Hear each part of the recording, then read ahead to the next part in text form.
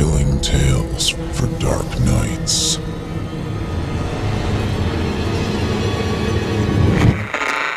Want to make sure you never miss a Chilling Tales for Dark Nights video again? Be sure to subscribe and hit that bell to turn on notifications.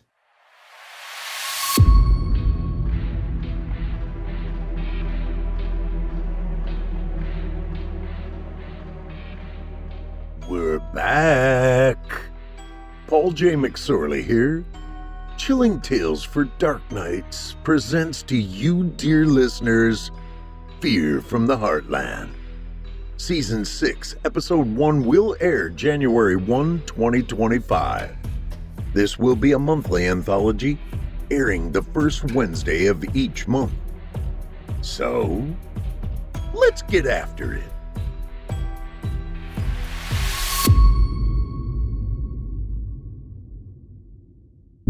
It's time to turn off the lights and turn on the dark.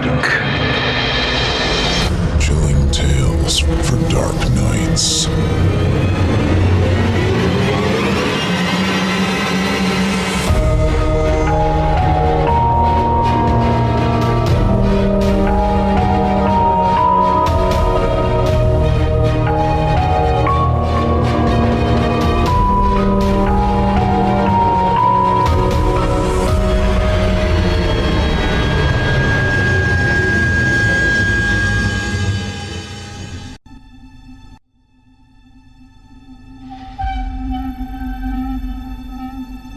Good evening, friends, and welcome to another unforgettable night of terror on Chilling Tales for Dark Nights. I'm your host, Steve Taylor, here to guide you through an evening of spine-tingling tales that will remind you that sometimes it's better not to ask what's hiding in the shadows. Before we begin, remember that you can show your support by giving us a 5-star review on Spotify, Apple Podcasts, or wherever you're listening. If you're joining us on YouTube, be sure to give this video a thumbs up, leave a comment, and hit that subscribe button and bell icon to stay updated on all of our new releases. And for those who want more, visit chillingtalesfordarknights.com to become a patron and enjoy our content ad-free. Your support means the world to us. Thank you. Now, sit back, relax, if you dare, and let's turn off the lights and turn on the dark. Our first story tonight, by Henry Hallmark, takes us into the seemingly mundane world of suburban life. But as Natalia discovers, even the safest spaces can become sinister. Performed by Heather Ordover, featuring Geoff Sturtevant and a trio of children by the names of Aidan, Logan, and Evan, I present to you, My Closet is Trying to Kill Me. Look, I'm not saying my closet is haunted. I'm just saying there's no logical explanation for what's been happening. It started the week we moved into the new house. Kelvin and I found this place during one of those spontaneous, we need a bigger place before we go insane moments, and it felt perfect. Nice neighborhood, big yard, enough space to contain our 3 feral sons, Isaiah, Miles, and Cody, who treat drywall like it is their personal canvas. And a master bedroom with the walk-in closet of my dreams.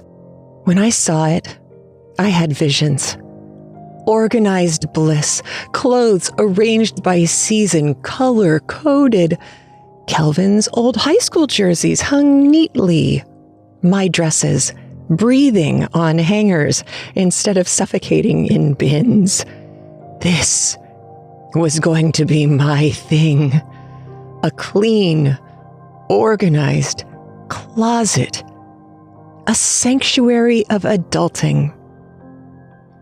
Kelvin, of course, couldn't care less about hangers. Hangers are just a way to procrastinate folding, he muttered the first time I tried to organize his stuff. And don't even get me started on the kids. I could hang their clothes like a superhero, and they'd still dump everything into a clean-ish pile on their bedroom floors within 24 hours. Why do we have to have hangers at all, Mom? Isaiah asked once. Folding is easier. Because this family needs structure, I said. But nobody in this house understands structure, so fine, the closet was going to be mine, alone. The one corner of the universe I could control. Or so I thought. It started small. The first day we moved in, I hung up all my clothes, so proud of myself, and went to bed feeling accomplished. Only when I walked into my closet the next morning, the shelves had collapsed. Just bam, every single rod pulled clean out of the drywall. Dresses, sweaters, shoes, all crumpled in an angry heap on the floor. Babe, Kelvin said, poking his head around the door frame as I cursed under my breath. you have too much stuff. You know these prefab racks can't handle all that. They're supposed to, I grumbled. So we spent an entire Saturday patching the drywall, building new racks, and reinstalling everything. I didn't let it deter me. See? I said as I hammered the final bracket into place. Good as new. I shouldn't have said that. The closet heard me. I swear, it heard. The next collapse happened a week later. This time, it wasn't a slow buckle. It was an explosion. Kelvin was sitting on the bed scrolling his phone when the crash came from the closet, like the whole room had tried to eat itself. We rushed over and we found the shelves dangling from their brackets, my clothes, in another tragic heap on the ground. This time, the rod had actually punched a hole through the drywall. I stood there numb, trying to comprehend how physics had betrayed me. Maybe if you kept 10% of your wardrobe? Kelvin suggested helpfully. I shot him a look that could melt tungsten. This is sabotage, I whispered. Kelvin chuckled. Sabotage by drywall? No, I muttered darkly. By the closet. Kelvin didn't get it. He thought I was being dramatic. He didn't see the gleam of malevolence hiding behind those louvered doors, but I knew. Something was off about that closet. It didn't just dislike my clothes, it hated them. And by association, it hated me. We kept patching holes and installing new shelves. It became a routine, like the world's least exciting home improvement show. And every time it happened, Kelvin became more exasperated. Natalia, He said one afternoon while spackling yet another drywall crater. You're obsessed. Just fold your clothes like a normal person. It's not about the clothes, I said through gritted teeth. It's the principle. The closet is supposed to work, damn it. Kelvin threw his hands up. You're giving this closet way too much power. He had no idea. Things got worse. It started with little incidents, small, sneaky things designed to undermine my sanity. A hanger would snap in my hand for no reason.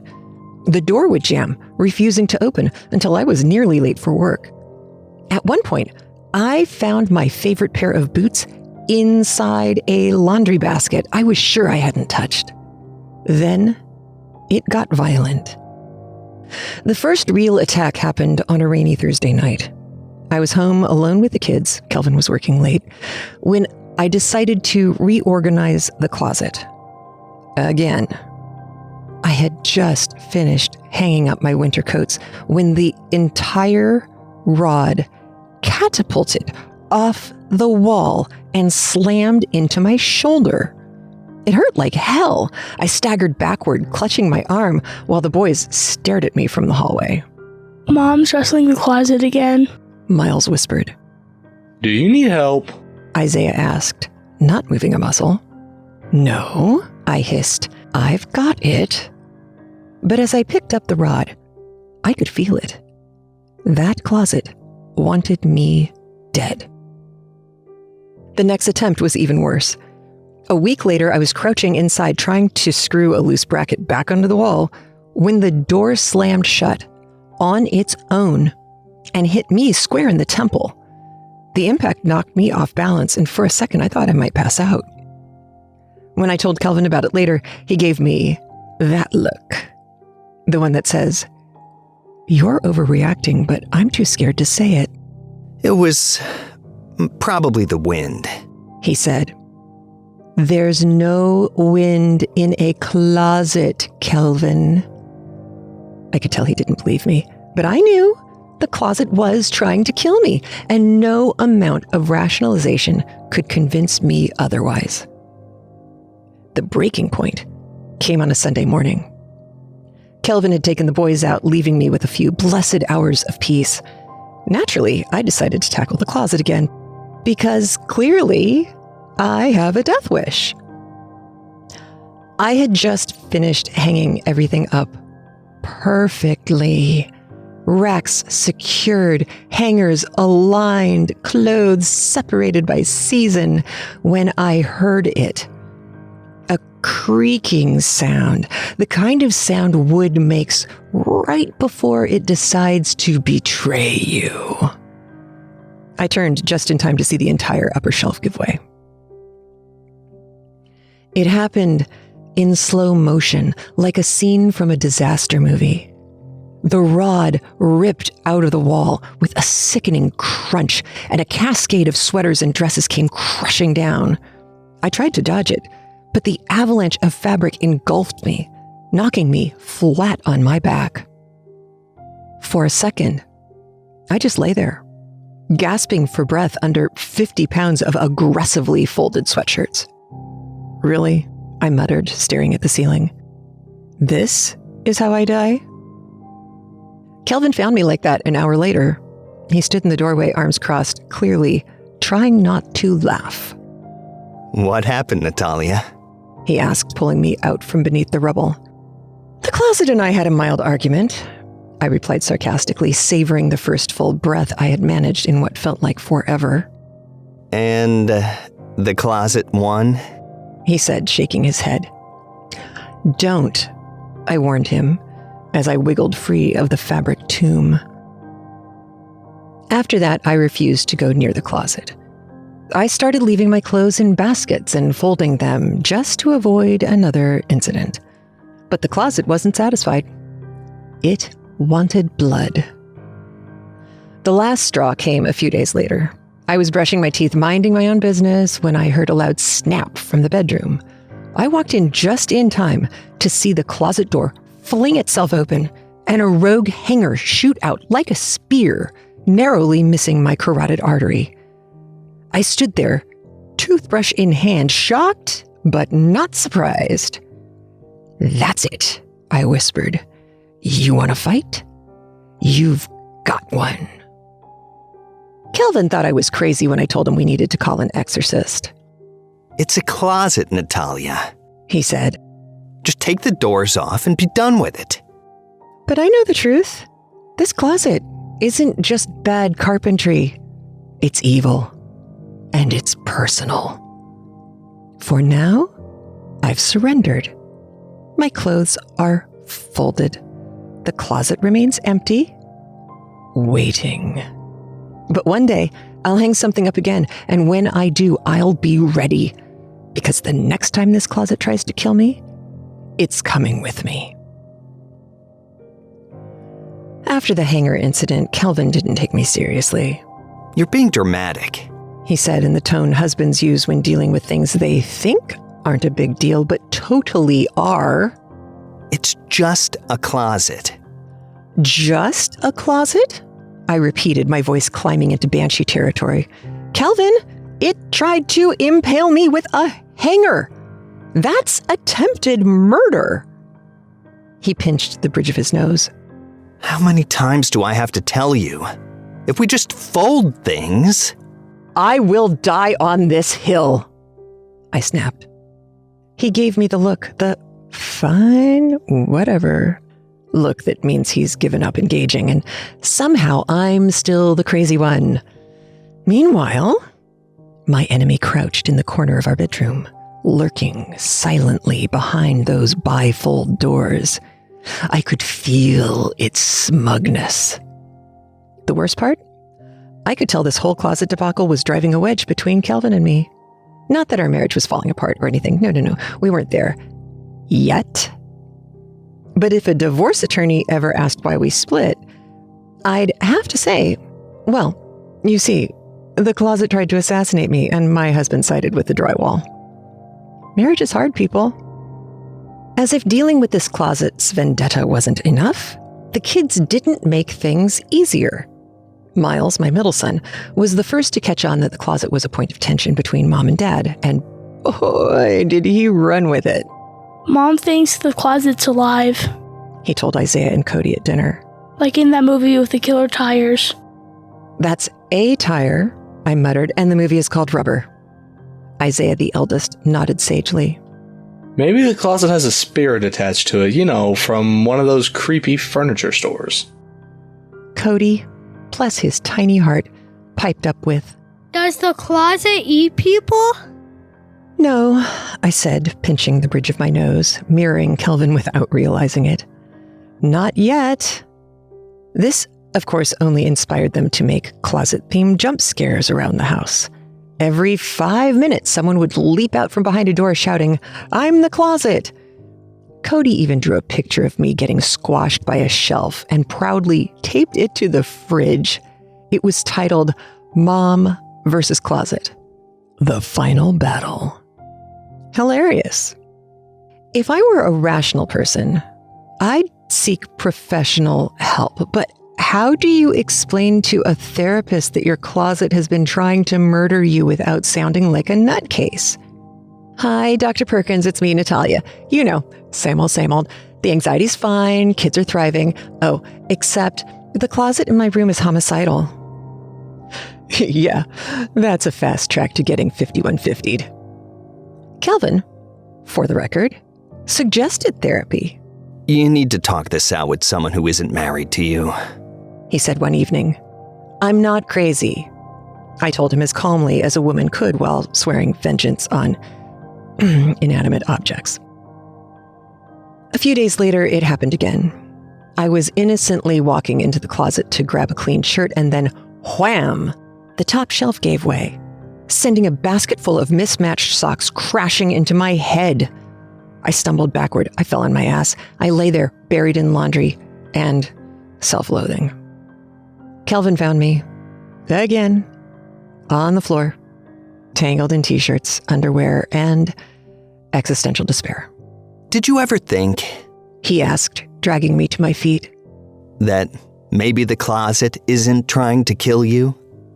Maybe you just have too much stuff? That's victim blaming, Kelvin. He sighed the kind of sigh that men reserve for situations they know they won't win. By now I was desperate. If I didn't take action, this closet would succeed in wiping me off the face of the earth, and Kelvin would be left explaining my death to the police with, she really liked sweaters. I considered hiring a handyman, but what was I supposed to say? Hi, could you install ghost-proof racks in my closet?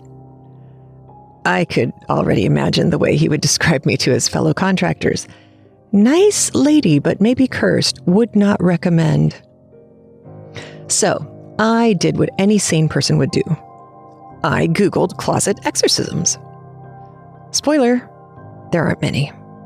I found some dubious websites suggesting sage bundles and chanting, but that felt too Gwyneth Paltrow for me. Instead, I decided to confront the closet head-on. Kelvin, of course, kept acting like I was the problem. One day, after another shelf gave out and I spent 2 hours cleaning up the aftermath, he walked in and said, in the way only husbands do, maybe if you just fold your clothes, this wouldn't happen. That's when I saw red. You think this is about folding clothes? I hissed.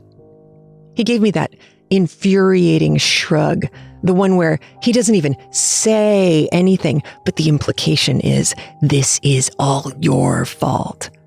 And before I knew what I was doing, I grabbed a hanger off the floor, snapped it open, and lunged at him. Kelvin's eyes widened as I tried to loop the cheap plastic hanger around his neck. Are you serious right now? He gasped, backpedaling toward the bed. Yes, I am dead serious, I grunted, fighting to keep the hanger from slipping from my hand. If the closet is going to kill me, I'm taking you with me. We wrestled like two idiots in a low-budget wrestling match, me determined to make a point, Kevin flailing in disbelief, and the hanger bending in ways no hanger should, like the lamest clue weapon ever. You can't choke me with a hanger? He shouted, clutching at the flimsy plastic. This is like that scene from Amityville. But you replaced the murderous dad with Martha Stewart. The only reason you're still alive is because it was made in China, I shouted back, panting with exertion. The hanger gave an audible crack and snapped clean in two. I stood there, holding the useless halves in each hand, gasping for breath, while Kelvin laid sprawled across the bed, glaring at me like I'd lost my mind. We both stared at the broken pieces in silence. Damn it, I really wanted you dead, I muttered, tossing the fragments onto the nightstand. Frickin' communist garbage. Kelvin sat up, smoothing his ruffled hair. You need help, he said, deadpan. No, I replied, still catching my breath. What I need are American-made hangers. Since that incident, we've both agreed to a truce. I've stopped trying to strangle my husband with a shoddy foreign-made product, and he stopped mentioning folding. The closet? Oh, it's still there. Watching. Waiting. I've avoided it for the past 2 weeks. My clothes are folded, well, most of them. The closet seems satisfied. For now. But one day, I know I'll have to hang something again. And when I do, I'll be ready. Next time, I'll buy metal hangers. Heavy duty. American steel. Because if the closet's coming for me, I'm taking everyone down with it.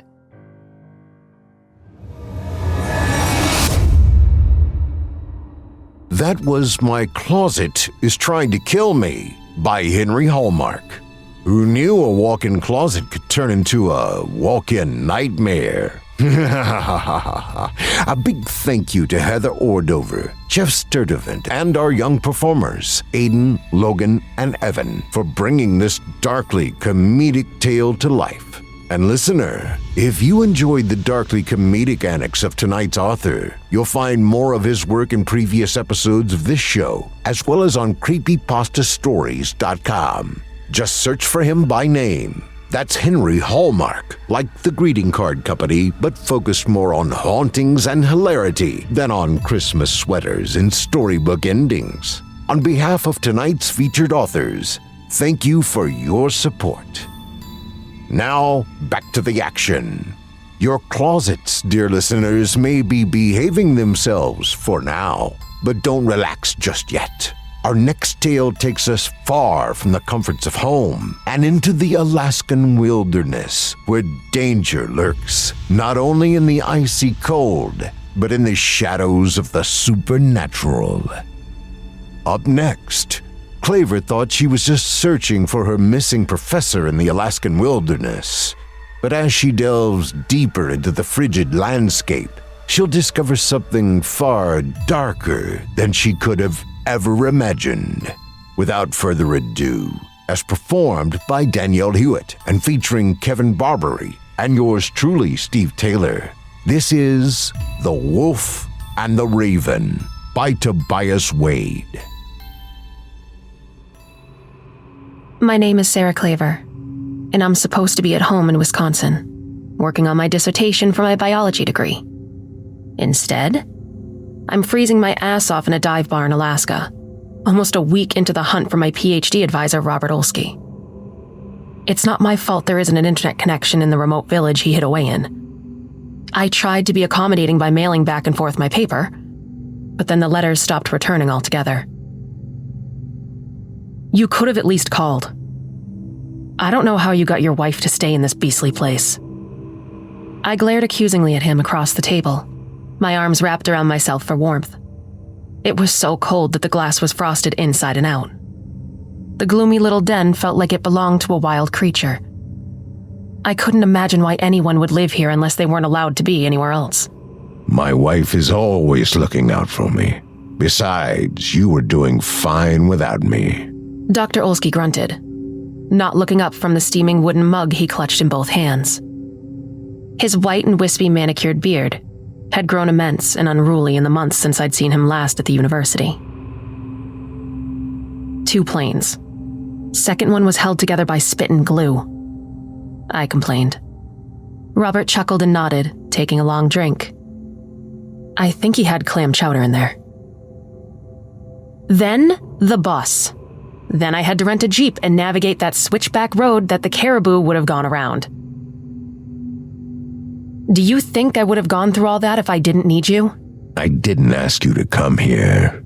Dr. Olsky growled, wiping his beard with the back of his arm, in a way that I couldn't imagine the dainty professor doing before he left. He looked exactly like the locals now, as much animal as man. But then his dark eyes darted up at me, the same old intelligent twinkle buried deep within the withered and wearied face. Why didn't you come back when you were supposed to? I felt myself growing annoyed at the bitterness in my voice. Here I was, like this was all some grand conspiracy against me, when it was clear Robert had endured some great suffering in the frozen north. You should have had enough time to track every wolf in Alaska by now. Maybe I've got rabies. Dr. Olsky chuckled again, the muffled sound slowly fading as his thick eyebrows drew together in a thunderous scowl. The gray wolves are smarter than I am, though. They can smell when the land is dying and they run from it while humans linger. I don't think there are any wolves left here anymore. Land is dying? What are you talking about? This place is as far from civilization as you can get. I didn't even know there were forests this thick in North America. But did you see any animals on your drive? Dr. Olsky asked. The pleading was in his voice now, his eyes wide and desperate, as his thin neck strained toward me. Well, no, not next to the road. But did you see any footprints? Any ravens or falcons nesting in the branches? Any hunters or fishermen left, or was it just quiet? Robert's eyes slid away from me, staring over my shoulder and prompting me to turn. A man dressed in gray and white camouflage was watching us from the end of the bar, his face inscrutable behind his round spectacles and bushy mustache. There's one hunter left, the man said, standing stiffly and moving to join us at our corner table. Go home, Hank. Dr. Olsky said wearily. You too, Sarah. Go home and leave me be. He knows where the wolves are going, but he isn't saying. Hank said, clapping Robert on the shoulder with a meaty hand. The professor tried to lean away, but Hank held on. Aren't you going to introduce me to your daughter, old man? He added, grinning in my direction. Not my daughter. She's one of my students. Dr. Olsky began. Coming all the way to visit your icy ass? Evening, sweetheart. My name's Hank Saxton, and I'm the closest thing Robert has to a friend up here. He still won't tell me a damn thing about what's happening to this place, though. Ain't that right, buddy? Robert Olsky just scowled at the hand on his shoulder until it finally dropped away. Go home, he repeated softly into his beard. I won't help you chasing something that doesn't want to be found. Won't or can't? Hank asked, grinning down at Robert, who stubbornly refused to look at him. Maybe your student will find what you missed then. Moose, reindeer, brown bears, Dall sheep, muskox. I'll still see them from time to time, although not as many as I used to. The gray wolves, though, this place used to be teeming with them, and I haven't seen one for ages. They aren't just wandering off either. There ain't no tracks leaving this place. What do you say, Sarah? I could show you where the wolf lairs used to be, and maybe you could tell me what's been happening to them. No! The clatter of Dr. Olski's wooden chair spinning to the floor gave me a jolt. He was standing now, mad eyes darting in every direction as though surrounded by invisible foes. Sarah isn't part of this. I forbid you to stay. Leave this place tonight and tell the university I'm not coming back. I put too much effort into getting here to give up that easy, I protested. Okay, Hank, you've got yourself a deal.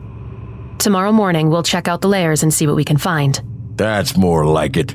Hank grinned broadly. Sorry your old man's too embarrassed to admit he can't figure out. I'm coming too. Dr. Olski interrupted fiercely. Hell of a trouble you get into without me messing with things you don't understand. What's a hunter like you want the wolves back for anyway? Don't they compete with you for game? I asked Hank as I drove the Jeep the next day. He was sitting up front with me while Robert sat in the back, arms crossed, scowling and muttering to himself. What's the fun of hunting something that can't fight back? Hank asked cheerfully. I'm in it for the sport and the pelt, not the food, and I take no pride in shooting something in the back. We're going too far. Robert grumbled behind us. We should have parked by now. You lost the right to give directions when you made it clear you stopped caring about finding them. Hank shot back. Keep on going, as far as you can before the trees get too thick. I pulled off on the side of a trail anyway, trusting Dr. Olski to know best. Fine, I don't mind the walk, Hank said, hopping out of the Jeep. See the raven watching us? Dr. Olski said in a hushed tone. The large black bird was tilting its head from one side to the other, evidently inspecting us from the branches of a nearby spruce tree. Ravens and wolves often hunt together up here. Dr. Olski continued. They'll lead the pack on the hunt, helping them find prey from the air or flushing them out from the underbrush. Then the wolves will share their victory after they've moved in for the kill. Some ravens will even form close personal friendships with individual wolves, forming pairs that stay together for years on end. Hank circled around the Jeep to get his long rifle from the trunk. He plodded resolutely through the trees without waiting for us, apparently sure of where he was going. Dr. Olski didn't follow, though. He was just cocking his head back and forth, watching the raven watch us. Do you think there are wolves around then? I asked nervously. Or do you think the bird is just hanging around where they used to be? The raven leapt off its branch and fluttered into the air briefly before settling back down a little further away. Hold on, Hank. It looks like we're going this way. Dr. Olski called, moving to follow the raven. His voice was sharp and clear in the frosty air. It was loud enough to make me flinch. But Dr. Olski just smiled patiently. Don't worry about the wolves finding us. Trust me, they're all gone. A pack used to have a lair around here. Hank called back reluctantly through the thick trees. A loud caw resonated from the raven as it fluttered to another tree. Come on, Hank. Dr. Olski repeated. She says you're not welcome there. Who says? Hank asked, pushing through the frosted fern to join us once more.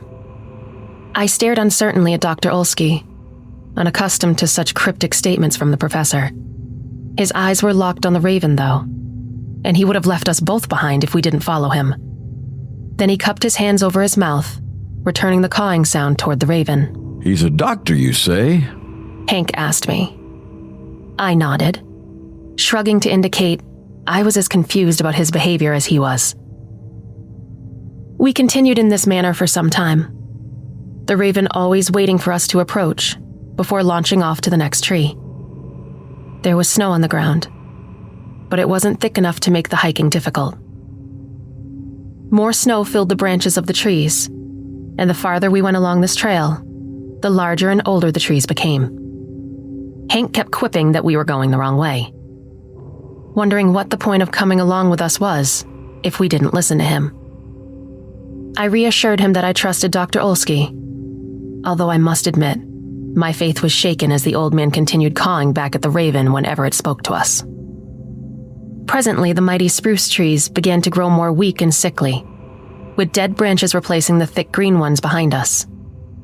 The undergrowth around us was growing thin and dry as well, and this trend continued as we progressed until nothing but dead trees with thin skeletal branches grasped toward the pale yellow sun. "Is this what you meant by the land dying?" I asked Dr. Olsky. He turned away from the raven we were following and stared me straight in the face. His neck quivered as though he was about to speak, but no sound came out. Curiously, he cocked his head to the side, just as the bird had done. And then a squawking, croaking caw emerged from his throat. Nodding to himself as though satisfied with that answer, he turned away from me again to hurry after the raven. I was beginning to consider changing my vote of confidence and asking Hank to lead instead, when I saw small shapes flitting through the trees in the distance. Weary of the dead landscape and encouraged by any sign of life, I pushed ahead through the dry underbrush to try and identify the creatures. The raven overhead began to caw again. Or maybe it was Olsky. I can't be sure. But I was getting tired of both of them, and pressed on. I didn't stop until I saw a rustle in the bushes directly ahead of me. The sight so close knocked me back into reality, reminding me how deep into the Alaskan wilderness I really was. I started scrambling back toward the others at once, but not before the dry brush parted, to reveal the largest, most grizzled gray wolf I had ever seen in my life. Its fur was matted and smeared with ancient blood. Yellow eyes bore through me with a ferocious intensity, and the parted mouth bristled with fangs as long as my fingers. The skin above its nose drew back into a snarl, and the creature leapt forward with such a grace, deadly purpose that I knew instantly it would be impossible to run. I felt my body collapse into a quivering heap without the strength to defend myself or resist in the slightest. Then a gunshot broke the air, so close and so loud that I threw myself to the ground and instinctively covered my head with my hands. "Sarah, move!" Dr. Olsky shouted above me. Rough hands grasped me under my arms and hurled me to my feet, hauling me back toward where Hank was lying on the ground with his long gun. More dark shapes darting through the trees. I counted at least 4 as we huddled together and watched them circle us. "Give him another warning shot," Dr. Olsky said firmly. "Don't try to hit one, just give him a good scare." First shot wasn't a warning shot. Hank grunted. "Well, you missed then," Dr. Olsky snapped. I thought he must be right, because the large wolf was still standing exactly where I first saw it, its face still warped into a feral snarl. Then the wolf began to advance, and as it moved, I clearly saw the devastating impact where the bullet had entered its body near the shoulder. Instead of bleeding, the wound looked more like someone sank a pickaxe into the ice, exploding open a hole, bristling with shards of frozen blood and bone. Another gunshot, but the creature didn't budge. Then I realized that Hank had fired at a second wolf, which is running along our flank. An explosion of broken shards lanced through the air, catching and spinning the light in hundreds of directions as the creature sprinted past. In the brief silence that followed, I realized no sound emerged, even from the first snarling wolf still advancing toward us. No whimper of pain, no predatory howl. The deadly emptiness was only broken by the cawing of the raven overhead. Long, raucous notes echoing through the static movement that never seemed to end. All at once, the wolves turned and fled back through the dead forest. Hank took another shot at one of them when it first began to sprint, but he didn't fire again when it was clear they were all running away. Hank was the first of us to rise after it seemed like they were gone, and he swiftly strode through the trees to where the second wolf had been flanking us. "Dr. Olsky?" I whispered, barely trusting myself to breathe. "Those are the missing wolves, aren't they? What aren't you telling us?"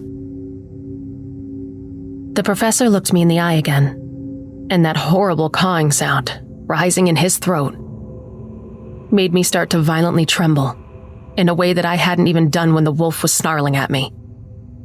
A moment later, Hank returned, holding his long gun in one hand, the other holding up a bristling, furry tail over 2 feet long. He threw the tail down at our feet, and I reeled back from the rancid odor. Rotten through, Hank said. Though it's not as bad as it would have been without the cold. That animal has been dead for a long time.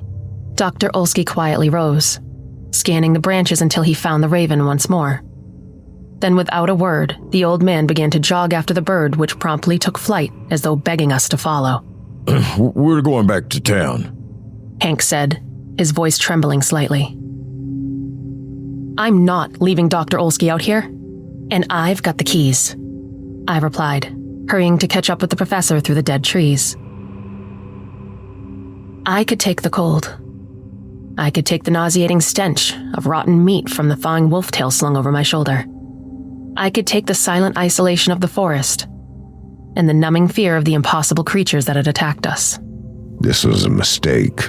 We don't belong here, Dr. Olsky said. What I couldn't take. The hopeless surrender in the professor's voice. Hands on his knees, panting great clouds of frozen breath, the old man stared up at the raven which leered down at us from nearby branches. What fools we were to think we could understand the secrets of life. Dr. Olsky continued to stare at the bird, not turning as Hank and I caught up with him beside the frozen pond he'd stopped beside. You want to know why I never returned to the university? There's your answer. I used to think that life was an intricate machine, a complex game that one could learn the rules to, but what point is there in applying reason to that which defies it? Why bother to study what man was not meant to comprehend? You led us away from the caves on purpose, didn't you? I asked. Is this what you were afraid we'd find? Dr. Olsky nodded uncertainly, although I detected a sense of hesitation, as though there was more he wished to say, if only he could overpower his own dread to do so. Keys, Missy, Hank said, his voice cracking around the edges. We'll never be able to think this through knowing those creatures are out there watching us. Let's all get back to the bar and have another drink and see if we can't learn anything from that tale. I want to see the caves, I protested. And what about the raven? Don't you think it's trying to tell us something? She already showed us her intentions when she lured us into her trap. Dr. Olsky dismissed. Hank is right. We should all leave these woods and never return. He placed his hands on the small of his back and stretched before turning to trudge through the snow the way we came. I didn't like that we were giving up that easily, but I was excited to examine the rotten tail. On the way back to town, I voiced a range of tentative hypotheses to the professor, ranging from skin-eating bacteria to pain-blocking mutations, or even chemical reactions to some sort of environmental waste.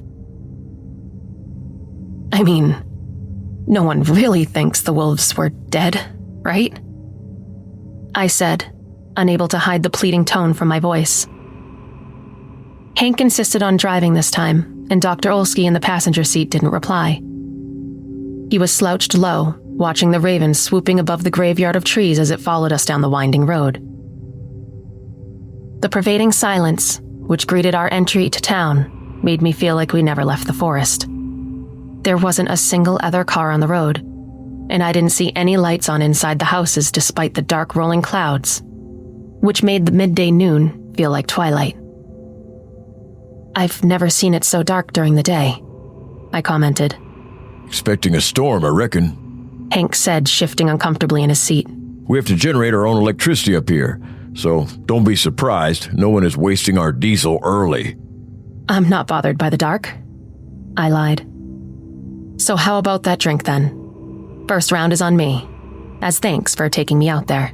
Second round is on you too, for getting your ass saved from the wolves. Hank laughed. The sound couldn't persist in the frozen air, breaking and falling away into an uneasy silence. The raven is still following us, Dr. Olsky grunted. He was slouched down in his seat so he could get a better angle at the sky. Well, then it knows where to find us at the pub, but that don't mean it's getting any.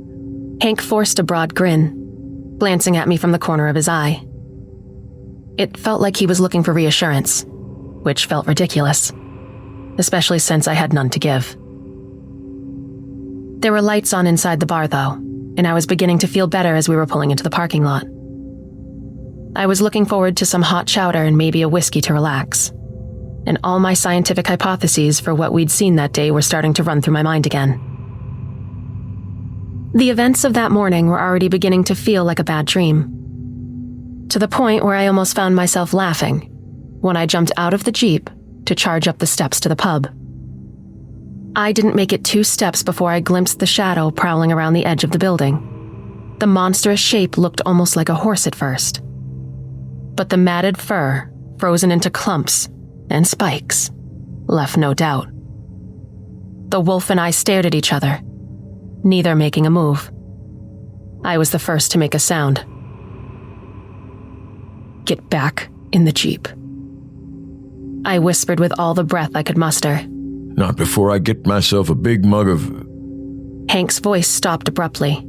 He must have seen it too. Slowly, cautiously, I opened the car door and slipped back inside. The wolf turned its head to watch me, and I could see a great hollow place in the side of its neck, where all the flesh had been torn away from some ancient wound. Its white spinal cord was clearly visible, glinting in the light from the window. 2 more.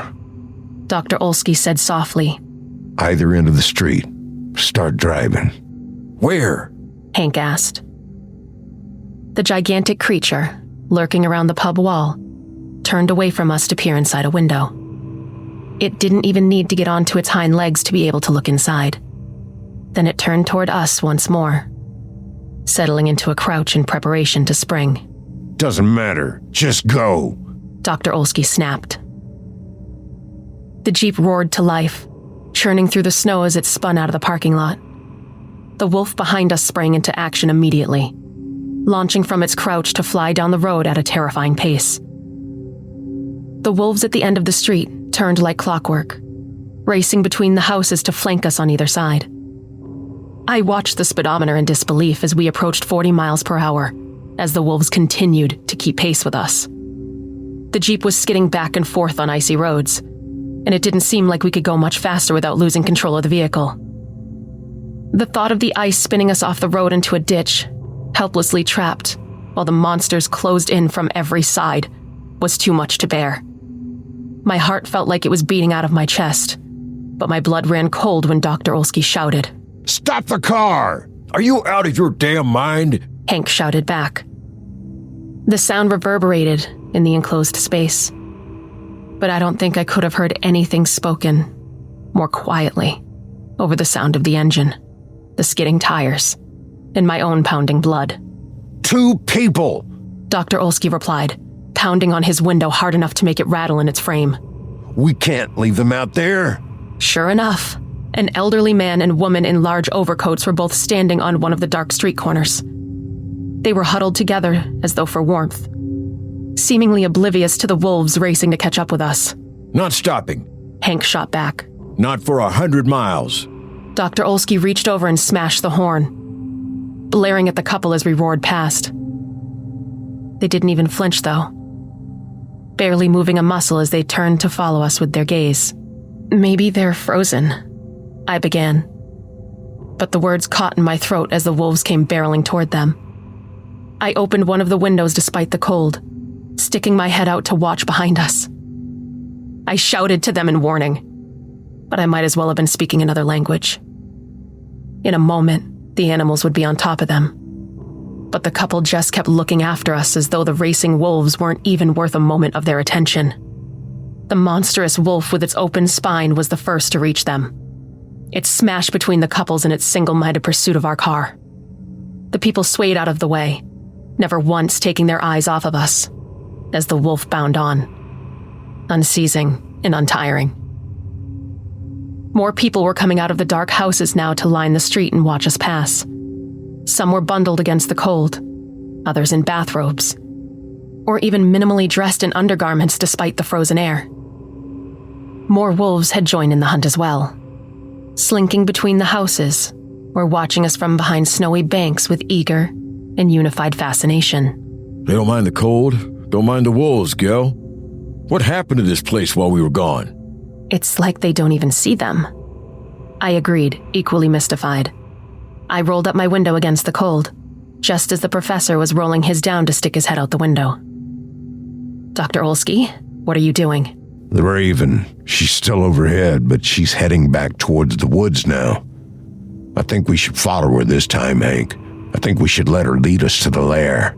A long, low howl began to rise from the houses behind us, rapidly spreading and being taken up ahead. The sound chilled me to my core. It might have actually been a relief if it were the ghostly animals who finally made a sound.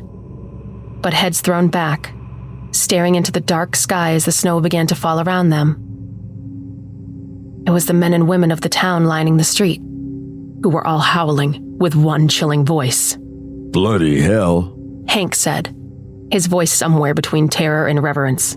What fool I was. Dr. Olsky reiterated. To think blind ignorance would be enough to shield us from what haunts this place. Hardly a word was spoken between us as we wound through the icy mountain road once more. Hank drove with grim determination, while Dr. Olsky made one phone call after another from the back seat. I didn't need to ask to know he was trying to call people he knew from town. The first 3 attempts only found an answering machine, while the 4th picked up to a guttural, snarling reply, like something halfway between a man and a wolf. We all listened to the halting, growling words, which were not words for a few seconds, before Dr. Olsky ended the call. He did not make a 5th attempt. Is your wife all right? I asked, dreading the answer. Then hurriedly, at least the wolves weren't attacking people. That's because there's no people left to attack. Dr. Olsky replied somberly. Whatever is happening to the wolves is happening to the people too. you're not saying they're all dead, are you? Hank asked, his eyes alternating between the road and the raven flying overhead. They're moving, aren't they? I don't think we'll make any sense of this phenomenon while still clinging to such primitive superstitions as life and death. They become something else entirely. We could just keep driving, I ventured meekly. Never look back, never speak of it. Or we could call for help. And maybe they could send in the National Guard or something. But Dr. Olsky was shaking his head. It was one thing when it was just the wolves, but it's spreading. Do you want to see what it's like for a host of armed men to start howling like the devil? Now the Raven is looking out for us. She'll show us what we need to know, and then we can decide from there. The storm was growing fiercer by the time the Raven stopped. The wind was enough to whip the snow diagonally across the mountain slope. And the dead branches of the looming trees did nothing to protect us from the elements. The Raven huddled against a trunk to shield from the wind, croaking feebly with exhaustion as we cautiously exited the Jeep. Thank you, love. You kept us safe, Dr. Olsky said to the bird, but his words dispersed by the wind into the gathering night. And then he cupped his hands and cawed at it, a long, harsh sound that set my teeth on edge.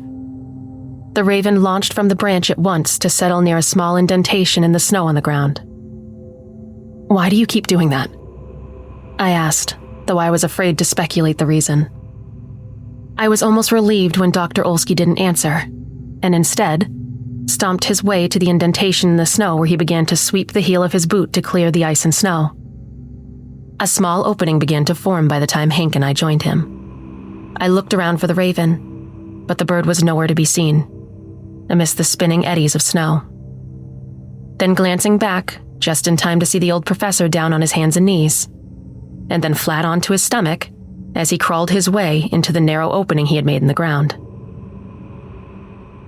Hank clutched his rifle to his chest as he dropped to the ground to crawl after him. I knew I had no choice but to follow. Once I got past the initial claustrophobia of the small opening, it felt good to know that the route was too narrow for one of the monstrous wolves to follow us without a good deal of digging. The air was rapidly growing warmer as well. And soon, the space began to open wider as the ice and snow around us gave way to rock and frozen mud. Hank turned on a flashlight up ahead that he was holding with his teeth, and every once in a while he'd glance back to check on me.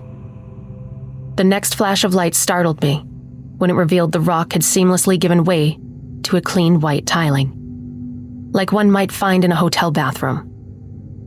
The space widened considerably after that, and soon 3 of us were able to comfortably stand in the widening cave. This is no lair. Hank spoke first, his voice cracking from the strain. I stared incredulously at the padded armchair in the corner of the room, at the walls lined with shelves, stuffed with musty leather-bound books, cramming the place from floor to ceiling. Dr. Olsky strode across the room to the lamp beside the chair, and turning it on, revealed the extent of the comfortable study.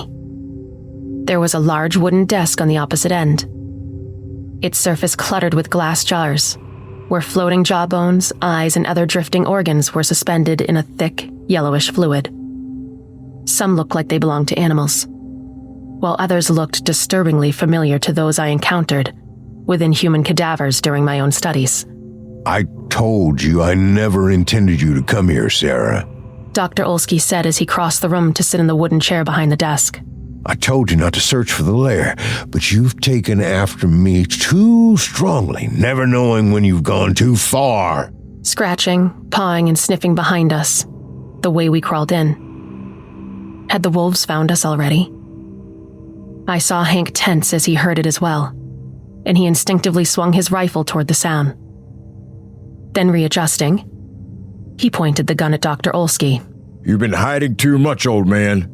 The hunter growled. What do you know about this place? I know that the wolves really did live here once.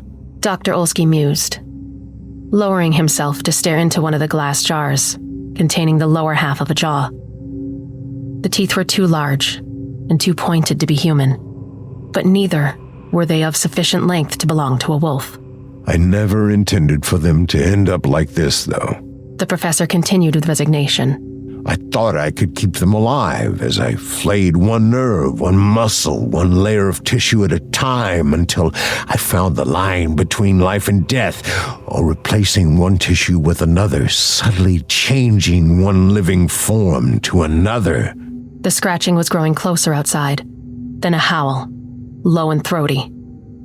Although whether it came from a man or a beast, I could not tell. But the university kept calling for me to return, and my research was going too slowly. I thought I could hasten my results by inserting a virus to automate some of my slowest alterations. I never thought it was possible for the humans to begin to change. For my wife. Call them off! Hank pleaded, his rifle swaying between Dr. Olsky and the entrance we crawled through. Give them the antidote! Whatever it is! Make it stop! But Dr. Olsky only shook his head, a wistful smile tugging at the corners of his white beard. You too have eaten the meat and dwelled amidst the cursed. I see you shaking already. Do not fight the transformation. The end is nothing to be feared when the distinction between life and death has been destroyed. The frozen ground leading into the lair collapsed from the digging in a rush of snow and bitter wind. The gun went off, the reverberating blast magnifying in the enclosed space so that its echoes merged with unearthly howl. The bullet pulverized the jaw of the wolf that made it through first, but its cold yellow eyes never blinked as it continued its lunge. Don't fight them! Dr. Olsky shouted, the tension in his voice making it sound almost like the cawing of the ravens once more. They are your brothers! Paws and hands, side by side clawing the earth as the wolves and humans from town swarmed into the small chamber. Clambering over each other on all fours, the matted fur and filthy winter coats really did seem to flow together. One creature no different than the next. The howls rose in their throats, the timbers weaving and merging into one. The blasphemous ensemble of the living dead.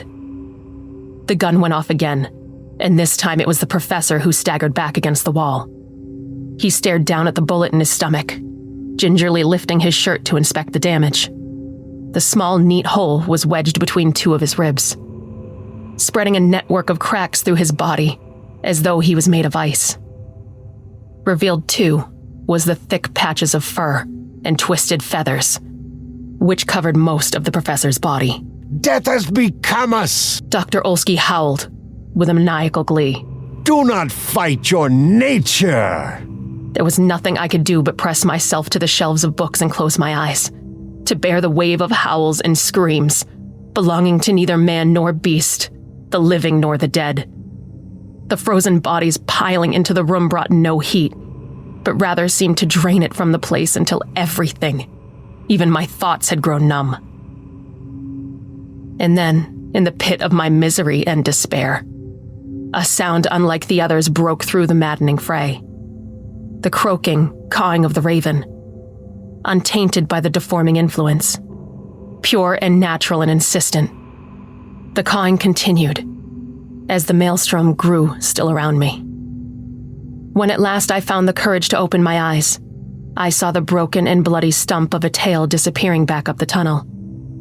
The clean white tiles were ruined with filth and blood, but the den was otherwise empty. Both Hank and Dr. Olsky must have followed the pack back to the surface. Slowly, carefully, as though afraid each movement would cause my body to shatter, I followed them through the tunnel, into the stillness of the waiting night. The wind had stopped, though the snow was falling harder now. I heard the cawing of the raven again, this time farther off. Then the answer cry of the howls, as that monstrous pack of animals followed the bird's lead.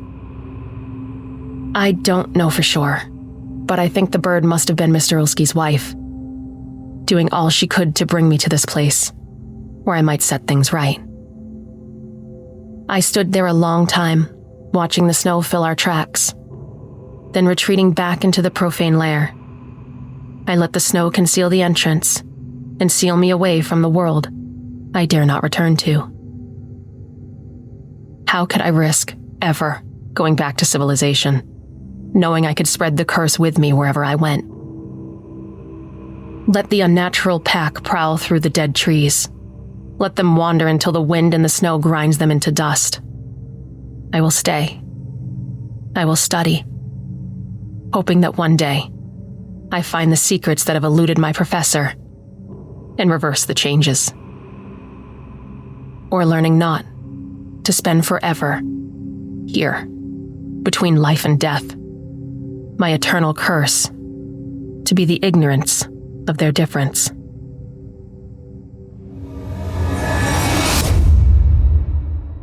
That was The Wolf and the Raven by Tobias Wade, as performed by Danielle Hewitt and featuring Kevin Barbare and yours truly, Steve Taylor. I suspect you'll all agree that that was a haunting reminder that the wilderness can be as unpredictable and as unforgiving as the human soul. Thanks again to Mr. Wade for supplying tonight's second terrifying tale. If you enjoyed that story, you can find more of the Amazon best-selling author's thriller, suspense, mystery, and horror short stories at tobiaswade.com. That's Tobias, spelled Tobias, Wade, spelled WADE.com. Wade is a former neuroscience researcher and self-proclaimed born-again novelist. During his studies, he says it struck him as odd that he could learn so much about behavior without understanding the intricacies of human nature. He claims he realized that he learned more about what it means to be human from reading stories than he ever had from textbooks, and was inspired to write. Now, if that's not an origin story, I don't know what is. Again, you can find Tobias over on X, formerly Twitter, and on Amazon, as well as at tobiaswade.com. Thanks again for your support of indie horror authors. Well, that about does it for tonight. Before we go, I'd like to thank you once again for joining us for tonight for this unsettling journey into the shadows. Remember, you can help support Chilling Tales for Dark Nights by leaving us a 5-star review on Spotify, Apple Podcasts, or wherever you're listening. And if you're tuning in on YouTube, don't forget to give us a thumbs up, leave a comment, and hit that subscribe button and bell icon to stay updated on all of our latest releases. If tonight's tales of closet conspiracies and supernatural wolves left you wanting more, Visit chillingtalesfordarknights.com to become a patron and enjoy all of our content ad-free for as little as $7.99 per month, or even less with an annual subscription. You'll get exclusive access to all of our weekly podcasts. Every penny goes toward keeping the nightmares alive and bringing you more bone-chilling stories each week. I'm your host, Steve Taylor, and as always, it's been a pleasure. Don't forget to tune in every Monday and Wednesday for more harrowing tales, where we'll once again turn off the lights and turn on the dark. Until then, sweet dreams, listener. Sweet dreams. Chilling Tales for Dark Nights.